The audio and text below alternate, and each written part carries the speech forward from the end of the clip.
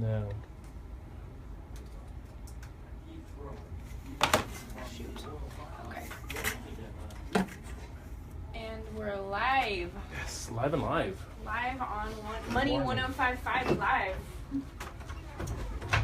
And anything we say today is not construed as legal advice, investment advice, Any kind of tax advice. Let's get serious and check. hiring advice, nothing, I right? don't want to get serious, Jerry.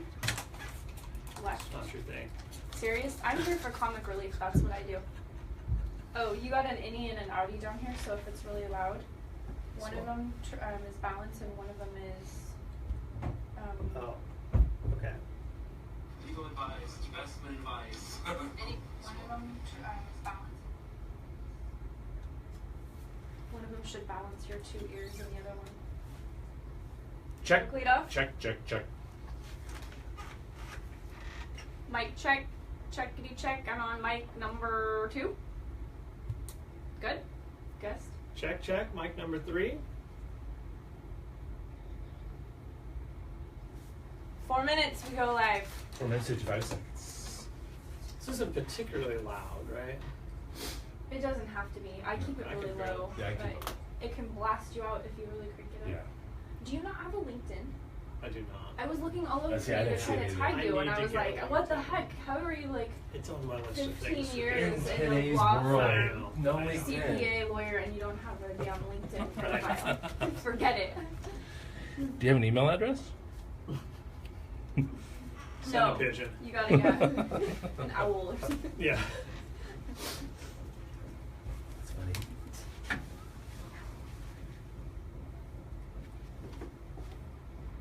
So it's been good for you guys. It's It's a good conversation starter for opening doors and meeting people. Yeah, and absolutely. got to try Silk Road soda. Yeah. He was on the show a few weeks ago, dropped off a whole case at our office. Yeah. Yeah. Kathleen Jennison, who was on May, I asked her about if she does closets to help me. Oh, is that right? Yeah, she doesn't, but I'm shopping for quotes from closets. And so that was nice. for, you said closets. Yeah, for the new house. Okay. Little woman cave Mhm. situation happened. What did they call? I saw it on the news the other day. They called it something else, not a woman cave, but She. yeah. What is it? Um, What is it called? A she something? Yeah. I A can't. she shack or something Yeah, like that? something like that. I Yeah, saw this is some not kind going of to be a new, shack. New A she coined shack. phrase. That's funny. Uh-oh, we're getting a comment on Facebook that I apparently checked the mic or the headphones by doing the left and the right to see which side was my left to make sure I had them on the right way. Thank you, Alyssa. That's good. People watching out for you. And for people watching on Facebook Live, remember that you can message in your questions. We had a good time last week with a whole flurry of Did questions you get some coming questions in. there? Oh, good. I think that's why we ran over on time and I screwed up the show because I was so excited about all the questions coming in. I didn't realize the show was over and we were still talking and the producer's like, we're done, the show's over. So I had no lead out and I think he was in here. Yeah. Yeah, So how long have you been in Murphy Austin? 2 months. 2 months. Okay. You were Lieutenant Jones before? Lieutenant Jones. Lieutenant Jones. How long were you there? 11 years. Okay. 12 years, something like that. 11 and a half. Do you want to discuss? I don't want to discuss switching. I don't Okay. mind mentioning that I used to work there. But Okay. they're good people. I mean, Sure. great friends. and Great almost people. family. But The best. yeah, Okay. yeah. How are we doing here? Oh, we should 2 more minutes. 2 more. 8:06 or something. So Jerry kicks us in. You'll hear my commercial at some point. What's that? That's the one bummer about the Facebook watchers is that if we get a caller, they can't hear it. Yeah, I wish there was a way they could pipe it into the speakers. We can if we turn up that speaker thing over there. That'll callers will come in through here.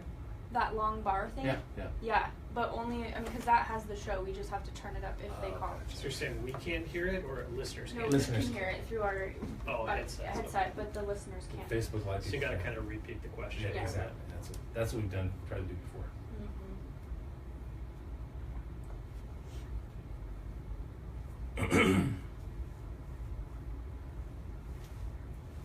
Summer vacation plans? Going to Italy in that's August. right. Yeah. Look at you went to Italy in She just May. came back. We're going in 2 weeks. Oh yeah, okay. And you're going And in they're August. going in Yeah, to Tuscany I'm gonna- too. Yeah. We're gonna go into Florence and then Tuscany and back to Florence and out. I loved Tuscany. Yeah. It was. I don't know if I'd go to Rome again. It was too busy. Oh, are we on? No. Oh. You said But close. the Tuscan winery. Well, you know me and wine, so it was amazing. Excuse me. My wine came last week too, by the way. Oh, you ordered some in a cake? And I was so Nice. worried that it was going to be all ruined from the heat, but it was okay. What did you bring for spending money? Did you bring cash, traveler's checks? No Did you just use traveler. Nobody plastic? does that anymore. Well, so what'd you do? I do. I have a travel card that doesn't have a transaction fee on it for translation, but a lot of places are cash only. So we took cash and then converted it. Okay. Most of the hotels don't charge you a commission. Otherwise, you get gouged, and it's cheaper to just pull it out of the ATM there in euros and then just pay the fee, Oh. because then you don't have to pay the commission. Okay. So we learned. Oh, and we're going live. Necessarily. Susich. Susich. Thank you.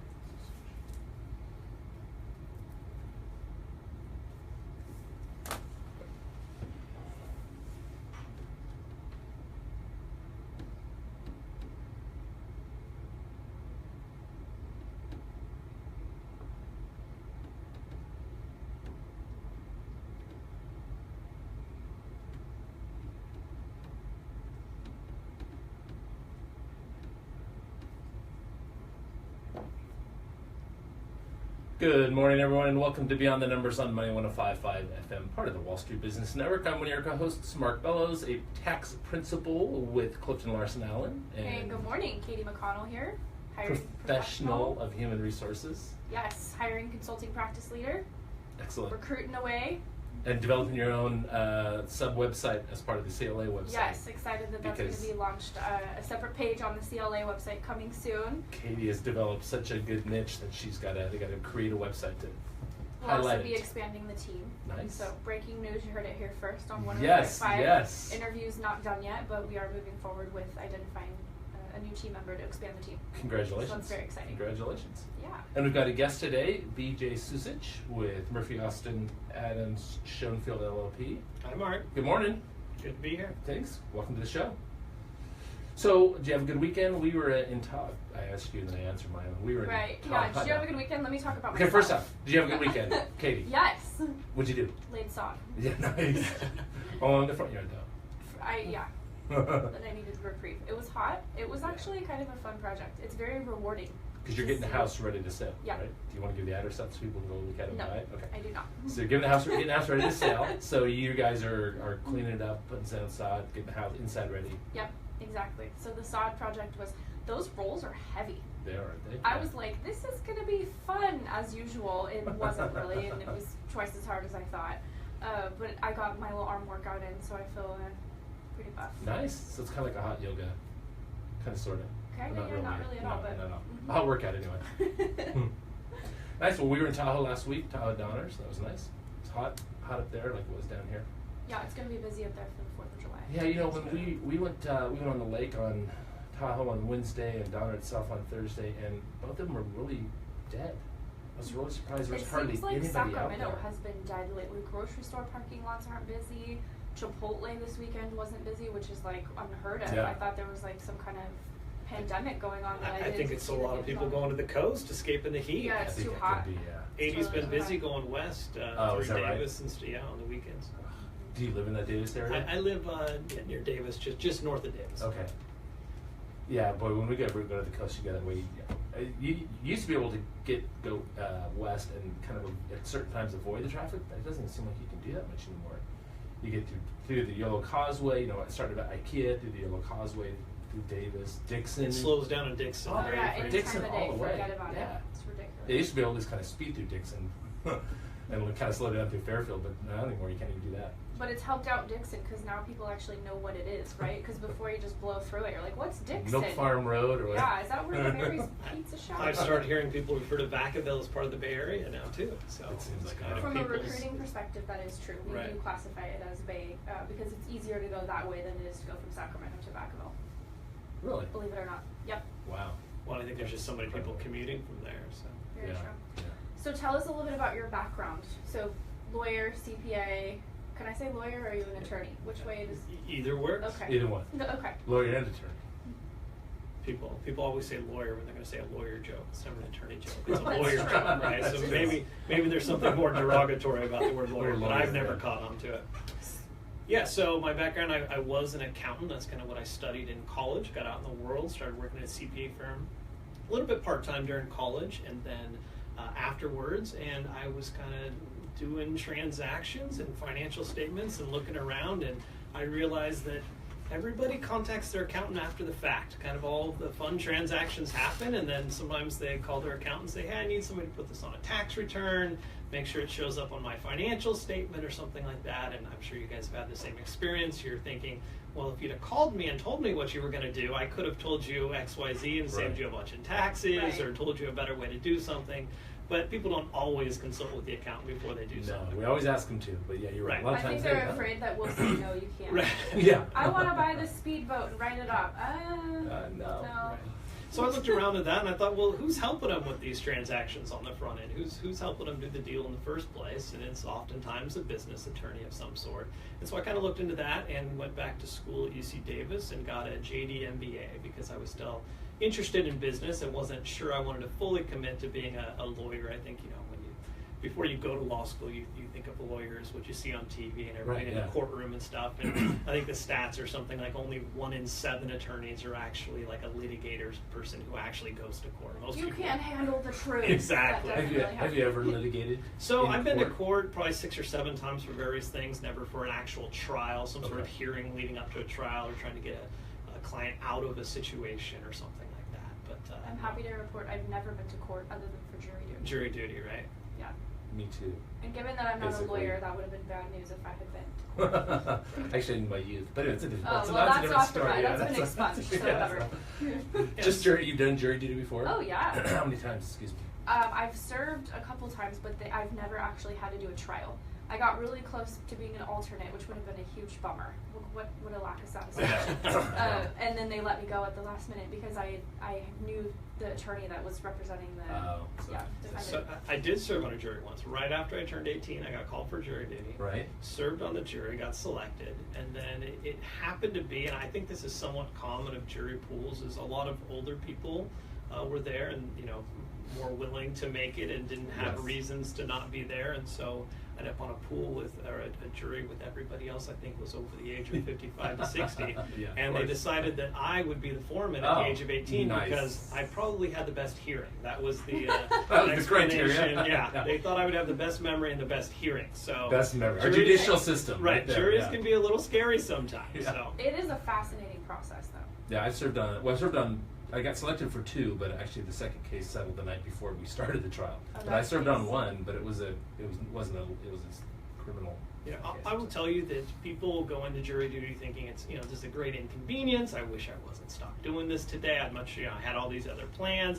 But people who actually get there and you start experiencing it, you get selected, you end up in the jury box. People actually take it really, really seriously. Oh, yeah. Take and, notes. Yeah, pay and people attention, will yeah. actually find it having been a very rewarding experience, having I agree. participated in the judicial process. It's kind I of agree. neat. And it's great part of the American democracy. It the is. American judicial system. You don't It's- get to do this everywhere in the No, world to be no. judged by your peers. Yeah, so I think it's a great thing. So were you going to school when you got your? I mean, you were in the school when you got your JD? Were you working while you got your JD as well, or did you just quit and go? To school? Yeah, so no, I stopped working at a CPA firm, enrolled at Davis in their JD MBA, kind of a joint degree Right. program. Did that. It's a kind of a 4-year program. In the course of that, realizing that most 1 minute. yeah, That's the fingers mean. most attorneys are business attorneys anyways. They're not litigators of sorts, and I realize there's people that help people buy and sell their business and do transactions like that, and so that's exactly what I started doing, and been doing that about 12 years now. Wow, that's exciting.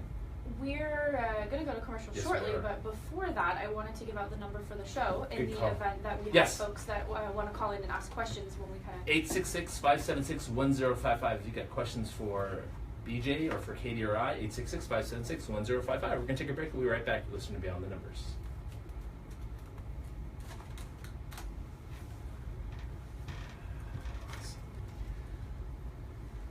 All right, meat and potatoes. Yeah. Okay. Both. We can wrap up about your background. You went straight into that first firm, or you had another firm? No, I was straight into You did, okay. Jones, and then yeah, Cool. Okay. did that. Went back to school. We can talk. Yeah, we can talk a little bit about that and about how that sets you apart. I was thinking, and then You did also. more schooling? Yeah, I went to NY. I got an LLM at NYU. Oh, is that right? Taxation, Oh, wow. so. Nice. Isn't it like wizardry of the law or something like that? Yeah, well, I think I tried looking up what the heck does LLM mean, and it seemed to translate to basically magician of the law. Magician. Okay. I think Awesome. at the time that the Latin, I don't think they meant magician the way we think of it today. Let me pull this out of my hat. Yeah. Which maybe tax law does feel like that. Yeah, Right? Yeah. absolutely. Yeah. And then maybe talk about your experience with a firm as far as the types of projects you took on and growing your career. If you don't want to talk about Yeah, that, we don't no, have to. sounds good. And then move into common issues.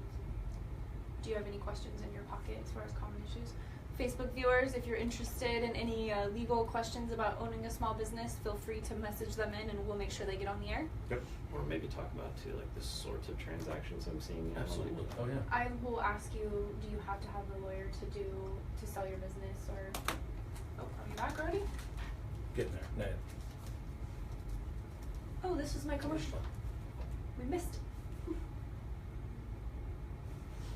It's a V800. Thanks. And now here's my commercial. Yours and mine.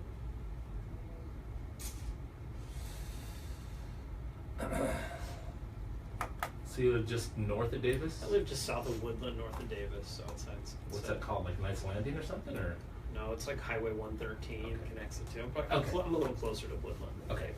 So that when we do this is how many minutes are left. I should tell you. Okay. So Jerry tells me, and then I Yeah, no worries at all. hopefully pay attention. Jerry will start tapping. Just want to make sure you're wearing.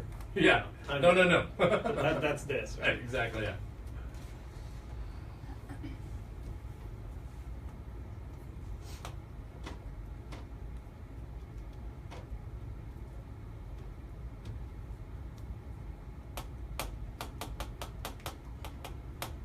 And we're back. You're listening to Beyond the Numbers on the Money 105.5 FM, part of the Wall Street Business Network.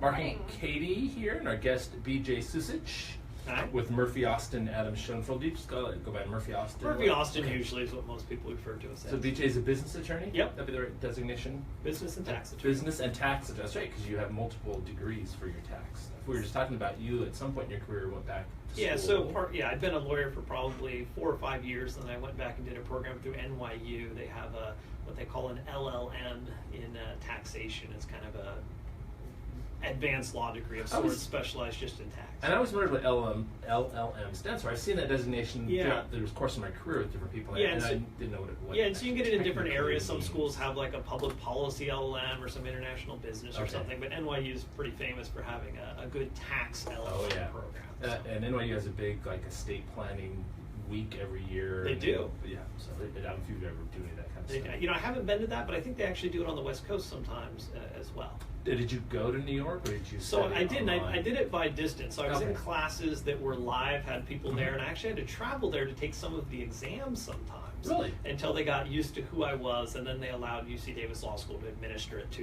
me as kind of a proxy. But it was kind of the same classes. It was actually funny to get there for the first exam because I only knew other people in class by the back of their head. But when Right. they walked into the testing room, I Like, said, I turn don't know around. who these people are. But then somebody turned around and was like, oh, I know you. The guy that always sits over there. That's Right. funny. So where in New York did you do? Is it like Manhattan or?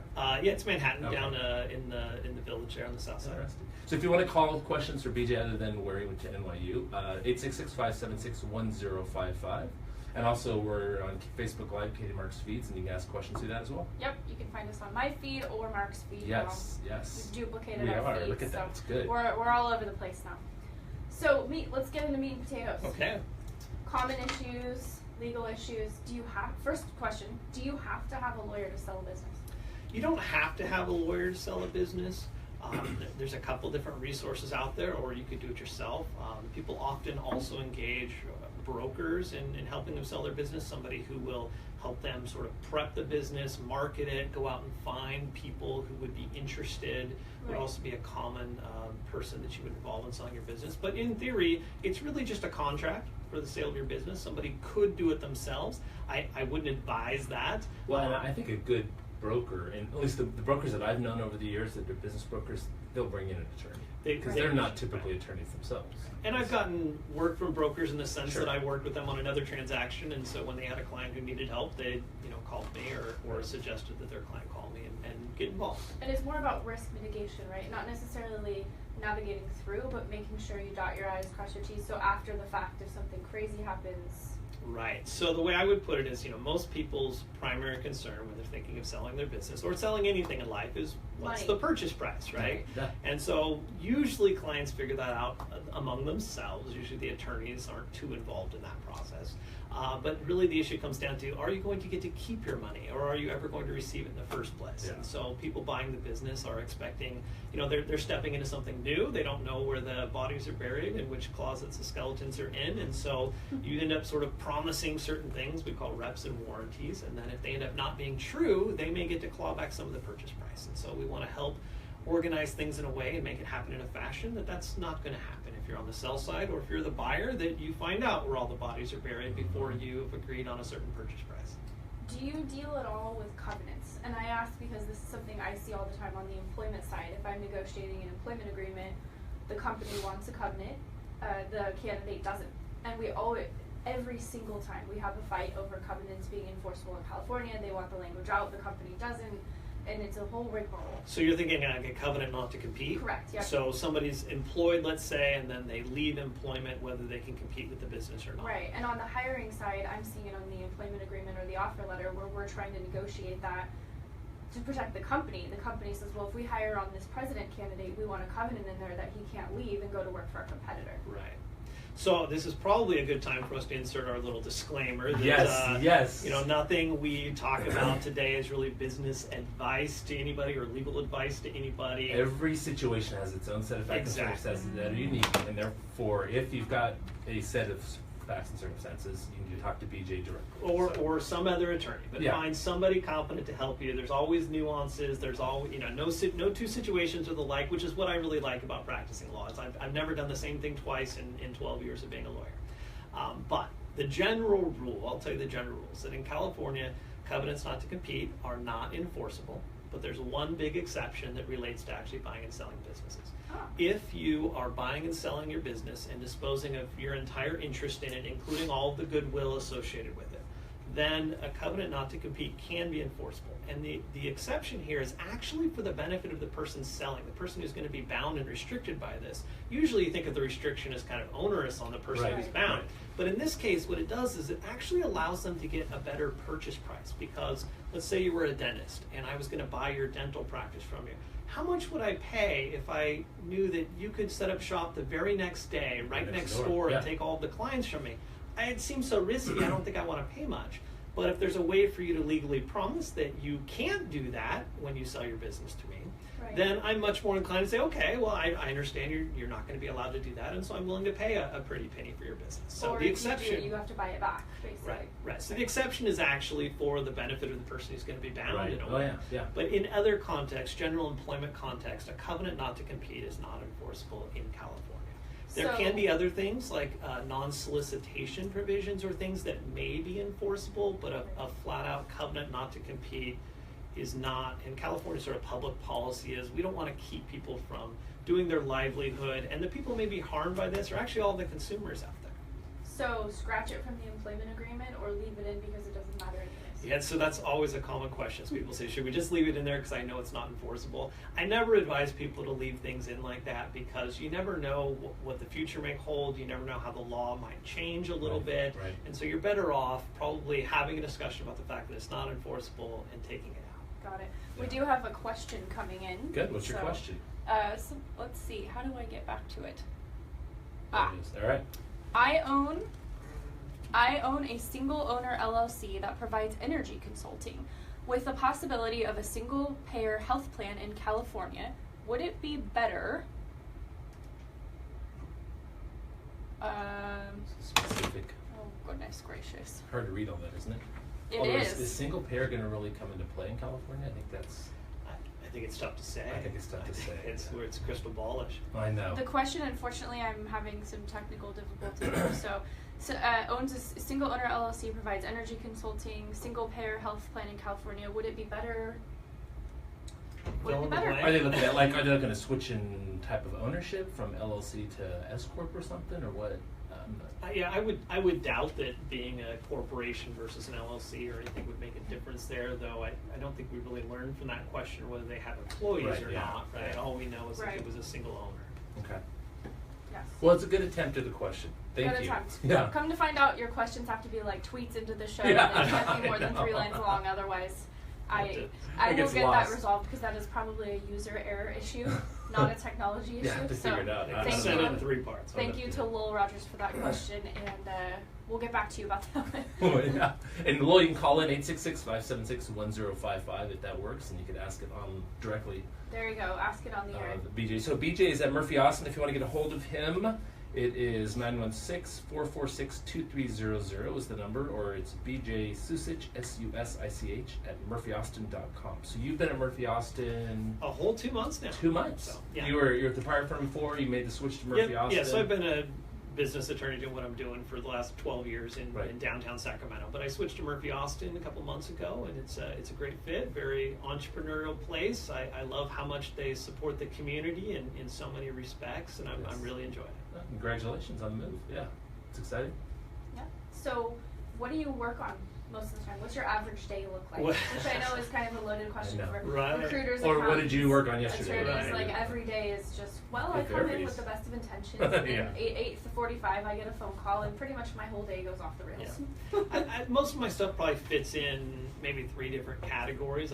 Got people who are looking to form businesses, or maybe they have a business and they're looking to partner up with somebody and actually form now a corporation or a limited liability company, an LLC, something like that. And so kind of early stage startup or just getting together in some sort of joint deal with people. And so we're getting that off the ground.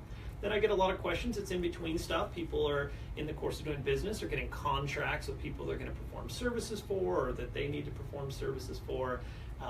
And so you get some feedback on those, and are these legal provisions okay? I was just negotiating one of those with a local university for one of my clients who happened to be a nonprofit just the other day.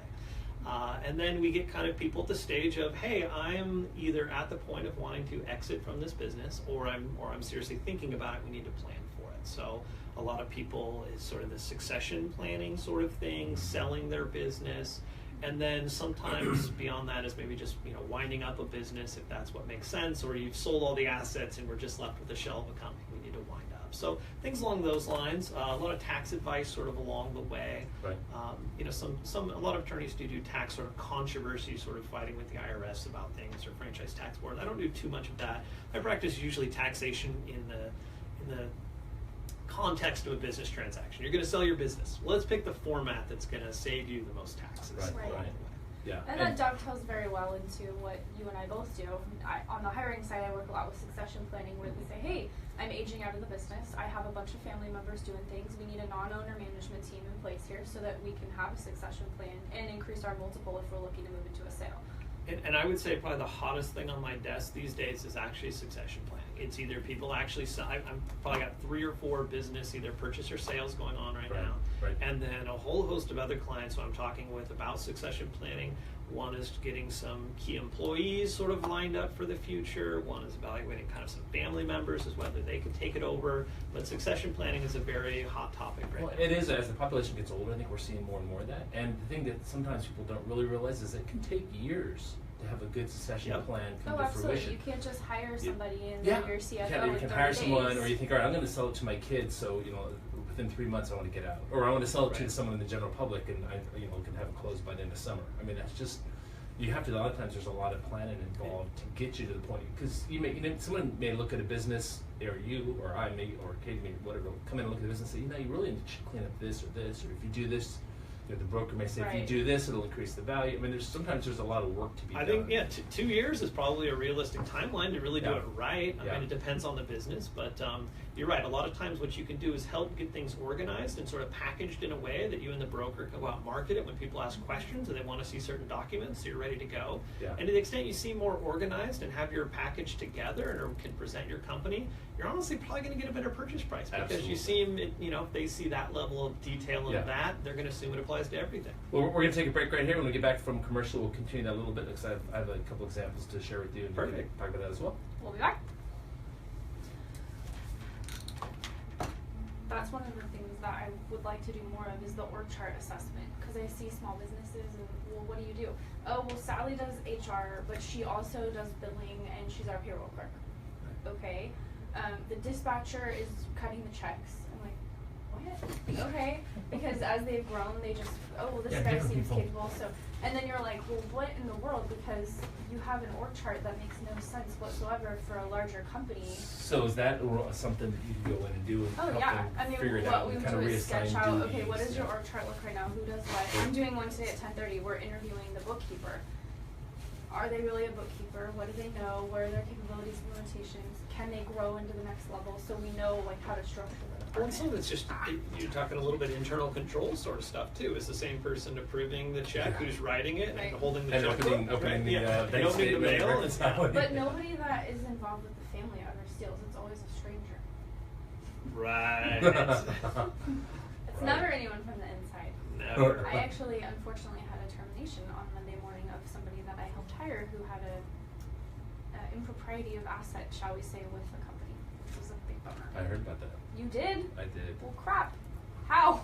From one of our partners, right? One of our principals. Oh.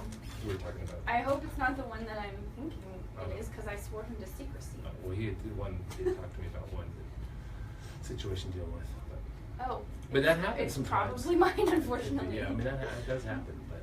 Yeah, that was an unfun way to start my Monday morning. Because guess what? We had to fire so and so because of what happened. Oh, fantastic. Okay. Before we leave the succession planning thing, Yeah. let's tell people about like buy-sell agreements, Perfect. because I think a lot of people don't have those and really should. Just a general Absolutely. comment. Yeah, no, I think that's a great idea. And I kind of would like to maybe a little bit more on formations. Yeah. Too. Okay. So you can give some good advice to our listeners. You should be, and I'll say, but maybe maybe if you can do it in 1 to 2 minutes. I What was you going to see ask with about that are C to best S as- too, because we're seeing a lot of that. At least I am. Want to escort? A lot of C to S conversions. And- set up a C 50 years ago. They're like, why am I doing this? It makes no sense. And with the potential Trump tax plan, a lot of those decisions could change, but we don't know yet. But they've been squawking about that for 7 months now, and nothing's changed. Something like that. But that's a potential, so that the differences, at least from an income tax point of view, may Right. not be as big between various forms of entity. Now you're just talking more legally differences, I would think. When you get some gross receipts, tax issues. Yeah. But this- is it a high markup business or not? Yeah. Because should I pay the S corp 1.5% on Right. profits or the gross receipts tax? And then Do I want the self-employment tax, flexibility? yeah, so. Do I ever want to go public? No. Right. Not so far. Do I want to do a tax reorg? That could be easier to do from a corporate perspective. Absolutely. Oh. Not yet. Oh. Are you going to have foreign Jeez. investors? I'm panicking. Right. So- Well, which might limit your ability to be an S corp. Yes, exactly. Yeah. I think a lot of people also, they call me and say, I have an S corp, and they don't realize that from California's perspective, there's just corporations. All that means, it's just an election with the IRS. Yeah. It doesn't matter to Yeah. anything beyond tax. Oh. Another question? Seeing the valuation analysis on multiple. Okay, we do have a question. Yes. Captured before it's gone. Okay. Wow. How did this get so loud? I think my chair mine- hit the volume and it mine just got was loud too. cranked up. So what's the question? I'll read it on the show. Keeping suspense. No time to No. We'll read it on the show. See how you work on the fly. All right. Thank you, Kurt. By the way, I called you. Your cell phone, your message box was full, so I did call you back. Oh, this is my commercial. There you go.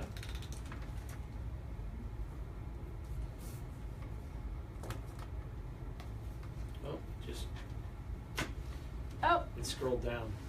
all right. Let's see. Get it back. There Got it it back. Okay. Cool. is. It is an ice box in here. It's cold. It's a little I chill. planned accordingly with the Yeah, sweater I saw you because brought I've the been sweater. freezing my buns off in here. You could go with a whole parka.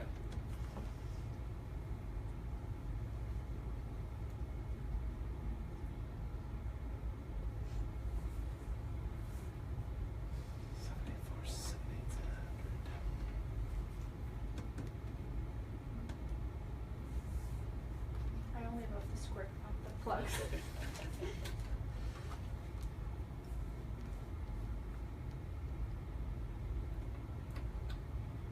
And we're back to Beyond the Numbers on Money 105.5 FM with Mark and Katie, both of us with CLA, Cliff Larson Allen. You can reach us at 916-784-7800 if you have hiring needs or you want to rework your org chart or whatever. Set up an internship program. If you've got tax questions, interviews. give me a call.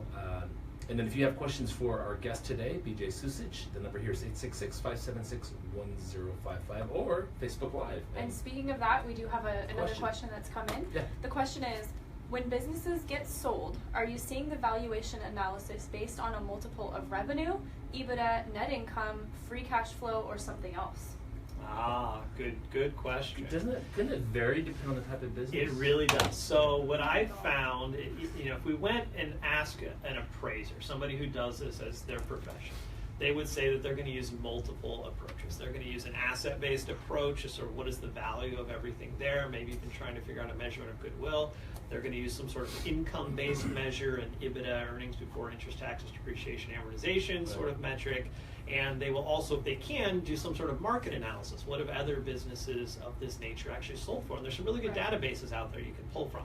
What I've found, though, is that a lot of professions or industries have sort of benchmarks that may not even make a lot of sense, but that people get tied to them because that's how they bought in, or that's how people in their industry talk about it. And so accountants would be very notable for doing a multiple on revenue or something like that.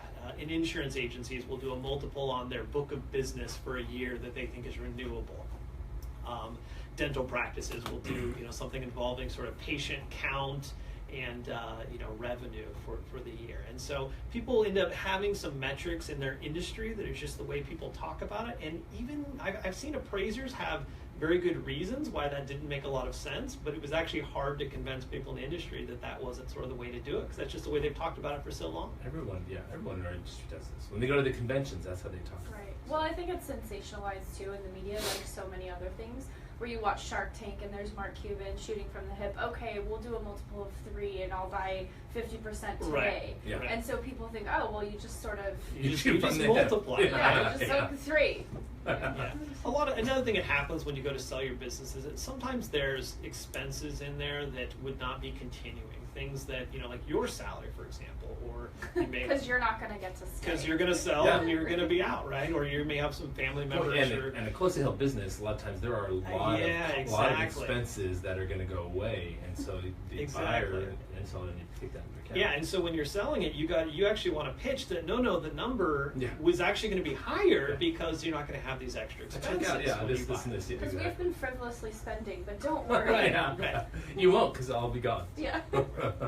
So that definitely comes up. I mean, I think you really got to go to an appraiser, but usually some EBITDA type multiple is something closer to probably the best measure of actual profitability. But and is that something? Do you have those folks in the Rolodex if people need to get a hold of you? And oh, absolutely. There are a number of excellent business appraisers in the Sacramento area, real estate appraisers too. Yes. And I often offer clients 2 or 3 different people that I totally feel comfortable with them using. Right. And a lot of them, can do this ahead of time too. So maybe you're thinking of selling your business 2 or 3 years from now. They can do an appraisal. You figure out where the weak spots are. It gives you something to work on a little bit over the next couple of years. Then Clean you up your call balance up sheet. your hiring consultant and you say, help me get a non-owner management team in here. Help me with the org chart. Let's straighten this out. Exactly. Which is, I had the scenario I had a client who was looking to sell his business, and he actually went through the whole. It was a firm from back east that was looking to buy it, and they had their accountants go through and set up the file room and put all the docs in, et cetera, et cetera. But part of the issue was that a lot of this stuff was centralized into 1 or 2 people, and so it was, and they didn't have real strong controls and procedures in place. So it was like, we just know that number is that way because we know it is. Well, the buyers doesn't get a lot of comfort from knowing that's what the number is. Right? They want to understand it. Yeah, they want to understand how you got there. Is it going to change when you're gone, or with our team in place? So. Because I think that's one of the scariest things, and we talk about this a lot on the show with entrepreneurs, is letting go of what you built because the business is so much your brand. And as part of a sale, thinking, well, this whole thing is just going to fall apart if I'm gone. I think a lot of people do struggle with kind of that growing pains of, what's my role today may not be the role that I should serve for this entity a year from now, or 5 years from now, or 10 years from now. And being in that sort of constant evolution and being the constant entrepreneur and rethinking things every day is really the way to go about it. Absolutely, yeah. So when someone starts a business, they can be various formats, right? LLC, LLP, Right. S Corp, C Well, Corp. And it's maybe even simpler than that. A lot of people start a business and they're just a sole proprietorship. Right, yeah, But true. if you talk to a lawyer, you'll quickly realize that you're a little bit more exposed to liability there, because if something happens involving the business, it's really just you. A sole proprietorship means that there's no difference between you and the business. So the debts of the business are your own individual debts. So that's why people a lot of times set up something like a corporation or a limited liability company. Because what that does is creates an entity all its own that stands on its own 2 feet, and now the owners are separate from the business and not responsible for the business debts, with some exceptions. And now you can take funding, right? Because nobody wants to do a capital call for a sole proprietorship. But that's a little bit harder. It's just called a loan, basically, Yeah, right? exactly. So yeah, now you can go out and maybe sell stock to people, or sell preferred stock to people, or give them profits interest in your limited liability company. It opens up the ways that you can divide things. And I've heard some people over time say, "Well, I just get an insurance policy, and I'm not worried about it. I won't have to Right. get to the cost of incorporating or whatnot. I'll just Right. have a big, umbrella policy that'll cover things." But I would guess that is not as So I think it depends. protective, I depending think, on the facts and circumstances. yeah, of yeah. course. So I'm I've not had giving any people, legal advice here. right. So I've had people call me before and say, I own a couple rental properties, and should I form a limited liability company and hold them in that or something? So one thing you have to realize is that these entities have limited liability protection, meaning your own assets are safe, your own personal house, your own personal bank accounts. But everything within the business is still exposed. So you could still lose everything inside the business before this sort of protection kicks in. So it's very important actually to have insurance, which will actually kick in hopefully first dollar or a small deductible or something like that, and protect the value of the business itself, and to also have this limited liability shield that protects your personal assets from any sort of business. Right, in case somebody slipped and fell on the sidewalk of your rental property or something like that. One thing to be aware of, though, that sometimes catches people is that if they are the actor that causes somebody harm and leads to the lawsuit, they can be sued individually because they were the participant. So if you were the person driving the truck, the company truck, and hit somebody, you could be liable. Maybe you'd say, well, you can sue the business and you can't get to me, but I could still get to you through the fact that you were the driver. Right. And so we were saying too, you're seeing a lot of buy-sell agreements, or no, you're not seeing as many. Yeah, probably Let's more talk a little people bit should about have buy-sell that. agreements. Yeah, so When this is is appropriate? it goes in the succession planning sort of category, right? So a lot of people have businesses of corporations or LLCs that have multiple owners involved. And one thing they often don't think to provide for is what happens if one of us gets hit by a bus, becomes disabled, wants to quit the business, files for bankruptcy, something of that nature. Goes through a divorce. Goes and through a all of a sudden, divorce. community property state, the ex has now half of that person's. Right. Which is, And so you might think, well, I like being in business with you, but I don't want to necessarily be in business with your spouse or with your children if you pass away, or whoever you appointed as trustee or executor or something like that. And so people, sometimes it's hard to contemplate some of these things actually coming up, but they will come up eventually. Absolutely. And it's good to plan ahead of time. It's always better to pick your destiny rather than to just let it happen to you. Absolutely, So more people with corporations and LLCs should really have that discussion of, what is going to happen if something happens to one of us, or one of us wants to leave the business or something like that. And so the common agreement, we call it a buy-sell agreement, which just means under what circumstances does somebody have the option or maybe even the obligation to buy from somebody, and they have the option or obligation of sell. So it's almost like a will for businesses. Yeah, you can think of it as succession planning, sort of will for businesses, because otherwise it's going to pass to somebody's estate essentially, and then it's going to be travel through that. Or again, someone could be disabled. They could get in an accident, they're disabled, and now their spouse is making decisions, and they may not want that. Now, do you see buy-sell agreements typically? Do they have terms in them like, if the cost of buying my share is $5 million, you don't have to pay it all today. You have time to pay it over. Because that could be a challenge too. Very typical. So maybe back up a little bit. The valuation. There's usually either the parties agree to a valuation, which is often not recommended because things can change over time. Let's hold that thought. We're going to take a commercial break. When we get back, we'll continue that conversation with BJ Susich here. You listen to Beyond the Numbers on 91.55 FM. Oh, this is our last segment. Yes. So we need to wrap this up. Yep.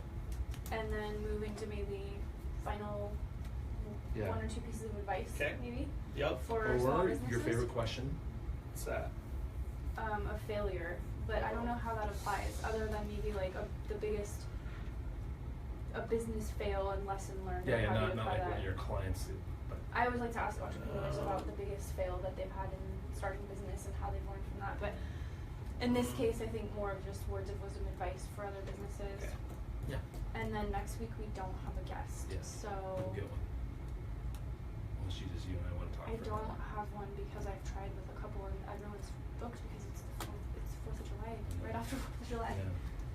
No one wants to get up at 5 o'clock in the morning after 4th of July. We should run a contest on Facebook. If you want to be our special guest next week for July 5th, right after Let 4th us of know. July, That's right. get Yeah. up at the Jesus crack at dawn and come hang out with us. I'll take you on. One time Rick had his son on, so we could just bring my kids on. Or I wanted to get blood source and have you give blood on the air. I know, I'm still we going to should- do that. we I'm should still do going to do that. I gave blood last week, so it's got to be another at least 7 weeks from now. Okay, I'll see what I can do for later on in the year. That'd be cool. That would be fun. We got a sensational. If you have ideas, by the way, send them in, text them in. We'd love to hear your thoughts. Don't take from Mark. High eating content. That's We right. should have you drink wine, start your wine, and see how you change Drunk during the course radio? during the course of See the if it hour. tastes the same as it does in Italy. Yes, that'd be great. And then I have to drive to work after that. No. Uber back to the no. office. Yeah, no. Hire for. How was your day? I gave out 12 offer letters today. Great. Oh, there's another one. Oh. Yeah, let's not do that. If I do that, I have to take the day off because I will. Well, we have remotes. We can do it at night. I don't normally give out. I'm not normally like this, but you have a great background. Is that the same one? This is. Do you more often than not see the corporation being the owner of the key man policy, or are you seeing multiple policy owners by multiple owners of businesses? I thought you had to be a corp to own key man and get the tax benefit from it. Are they talking about the connection with buy-sell, or? Yeah, they're talking about Okay. Insurance inside the buys. I'm not Well, sure I we'll got go a through that. great answer to that. I've got client. Well, I can address it. Okay. Okay. Are we back? No? So if you want to do a teaser out that we're guest free, and if anyone wants to reach out or something like that, we could do a little. And you're listening to Beyond the Numbers on Money 105.5 FM, part of the Wall Street Business Network. Mark and Katie here for the final segment of our show. We're with our guest today, BJ Susich. We're going to wrap it up. So we were talking about buy-sell agreements. Yeah. And you were talking a little bit Wait. about the valuation of what? Music's still going. Yeah. Talk over the music. So we're talking a little So- about the Yeah, a valuation little. terms, and then we had a question that kind of ties into that. Yeah. Okay. So in the valuation side, usually the buy-sell agreements either the parties agree on some sort of valuation or use some sort of formula. Maybe it could be backward-looking, what was the income in the last couple of years or something like that. Or the third approach is you just agree to hire an appraiser at the time and have an appraiser tell you what the value is. And then terms. And then paid term, off, yeah, so okay. you were asking about payment Yeah. terms. So a lot of times there's some sort of down payment, maybe 10, 15, 20% sort of up front, and then payments over anywhere from 3 to 7 years is usually kind of where it Okay. falls. Okay. And that makes it affordable for people. Maybe Yeah. they can finance it out through the business in a way. Yeah. Question came in from a listener. Do you more often than not see the corporation being the owner of the key man policy, or are you seeing multiple policies owned by multiple owners of the business or on each other? So key man being life insurance policy. Right, so I think we're talking just the corporation owned the key man life insurance. So, this is one way to protect against a key person being disabled or passing away or something like that, is you get some insurance that would kick in that event. A lot of times that's how they fund buy-sell agreements. Right, Just do the right. insurance, And so yeah. we know if there's going to be a purchase obligation when somebody buys, how we're going to pay for it, we're going to use the insurance.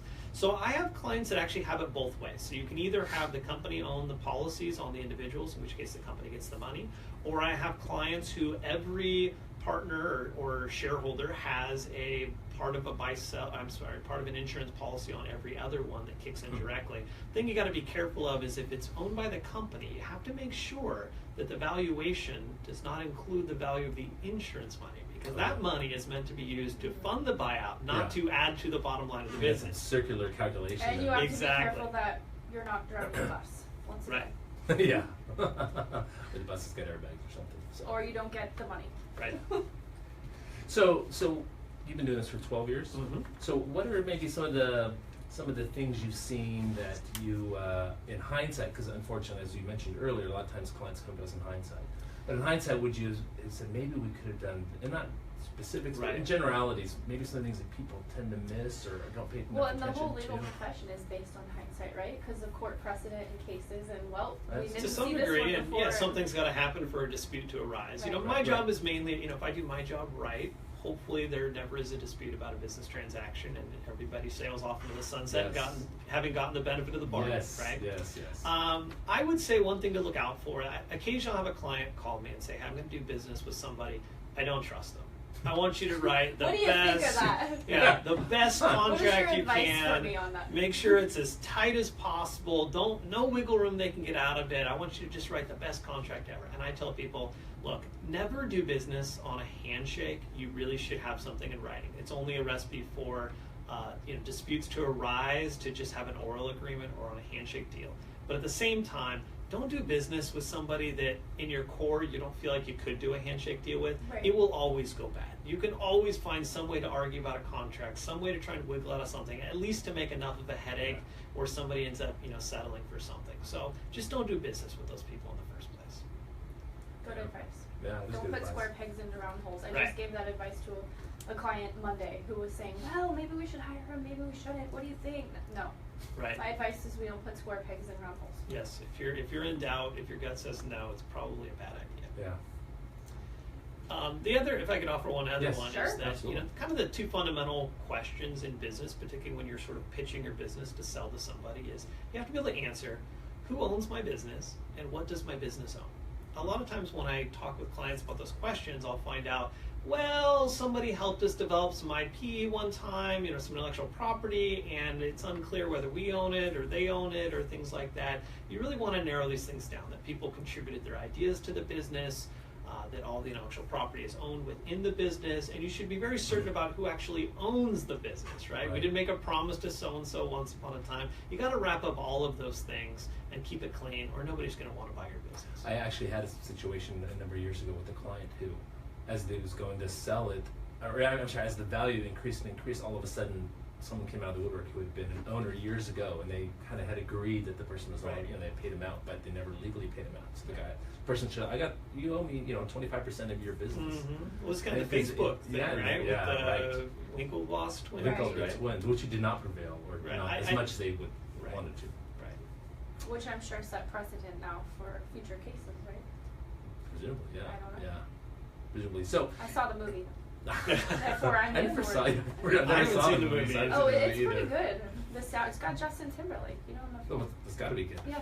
JT's in it, He right? did Trolls. Come on. That was a classic. Are you a Grisham fan? Do you read legal? I really don't. Novels? I don't. I'm a lawyer by day, and I've got some You're other a hobbies lawyer that by keep me night, busy yeah. the rest of the time. But always there if a client needs me. But Yeah. But no, I really don't tend to read the legal novels instead. I don't Well, read hiring books. in my Well, there's spare not very time. many accounting novels. So there's a few. out Wasn't there just a movie called The Accountant? Yeah, which right? actually I thought was a good movie. I haven't seen A it typical yet, but I CPA. heard it's really good. He's a very It's typical really CPA. good. Yeah, it is really good.